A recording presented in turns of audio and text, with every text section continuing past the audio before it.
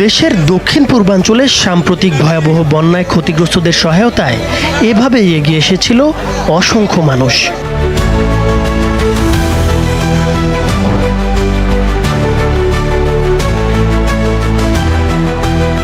বৈষম্য বিরোধী ছাত্র আন্দোলনের নেতাদের ডাকা গণত্রাণ সংগ্রহ কর্মসূচিতে নগদ টাকা ছাড়াও ওষুধ, পানি, শুকনো খাবার, জামা কাপড় সহ প্রয়োজনীয় নানা সামগ্রী নিয়ে আসেন অনেকে।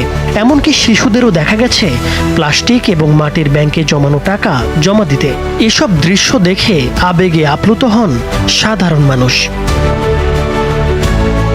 2 সপ্তাহ ধরে চলা এই গণত্রাণ সংগ্রহ কর্মসূচিতে মোট 11 কোটি 10 লাখ টাকা জমা পড়েছিল। তবে জানা যাচ্ছে এখন পর্যন্ত এই টাকা থেকে মাত্র 1 কোটি 75 লাখ টাকা বন্যার্তদের সহায়তায় খরচ করা হয়েছে। বাকি 9 কোটি 35 লাখ টাকা জমা রাখা হয়েছে ব্যাংকে। এই তথ্য প্রকাশের পরেই এ নিয়ে শুরু হয়েছে আলোচনা সমালোচনা। বন্যায় দেশের 11টি জেলায় প্রায় 56 লাখ মানুষ ক্ষতিগ্রস্ত হয়েছেন। সবচেয়ে বেশি ক্ষতি হয়েছে কৃষি, মৎস্য এবং প্রাণী সম্পদ খাতে। বসবাসের অনুপযোগী হয়ে পড়েছে অসংখ্য বাড়িঘর। এছাড়া বন্যা শেষে ওইসব এলাকায় দেখা দিয়েছে পানিবাহিত রোগের প্রকোপ। অনেকেই প্রশ্ন তুলেছেন, বন্যার্তদের জন্য টাকা তুলে তা কেন তাদের সহযোগিতায় খরচ করা হলো না? অর্থ আত্মসাতের চেষ্টা হচ্ছে বলেও অভিযোগ তুলেছেন কেউ কেউ। ছাত্র আন্দোলনের সমন্বয়করা বলছেন, ত্রাণের টাকা পরিকল্পিতভাবেই ব্যাংকে রেখেছেন তারা। কারণ হিসেবে বলা হচ্ছে, বন্যা পরবর্তী সময়ে ক্ষতিগ্রস্তদের সবচেয়ে বেশি দরকার হয় অর্থ সহায়তার।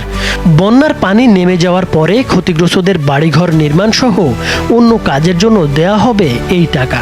সংগ্রহীত টাকার বেশিরভাগ জমা রাখা হয়েছে একজন শিক্ষককে যুক্ত করে বিশেষভাবে খোলা জনতা ব্যাংক, সোনালী ব্যাংক এবং ইসলামী ব্যাংকের অ্যাকাউন্টে। চাইলেও সেগুলো কেউ আত্মসাৎ করতে পারবে না। এছাড়া সিএ ফার্মের পেশাদার ব্যক্তিদের দিয়ে আয় ব্যয়ের অডিট করা হচ্ছে। আগামী কয়েকদিনের মধ্যে সেই অডিট রিপোর্টও প্রকাশ করা হবে বলে জানা গেছে। এতে করে সংগ্রহীত টাকার স্বচ্ছতা নিশ্চিত হবে।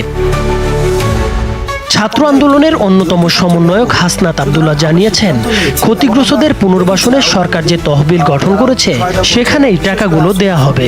এর ফলে সুষ্ঠু ও কার্যকরভাবে এই তহবিলের অর্থ মানুষের কাজে আসবে। এখন আমাদের কাছে বর্তমানে 9 কোটি টাকার বেশি আমাদের কাছে রয়েছে। এখন আমরা এটি সিদ্ধান্ত নিয়েছি যে এই টাকাটি যে বন্যা কবলিত যে এলাকা সেখানে যে পুনর্বাসন স্তরে আমরা ব্যয় করব। এছাড়া খাবার দাবার সহ অন্যান্য প্রয়োজনীয় যত পণ্য সংগ্রহ হয়েছিল সেগুলোর প্রায় সবই 191টি ট্রাকে করে বন্যার সময়ে দুর্গত এলাকায় নিয়ে গিয়ে বিতরণ করা হয়েছে।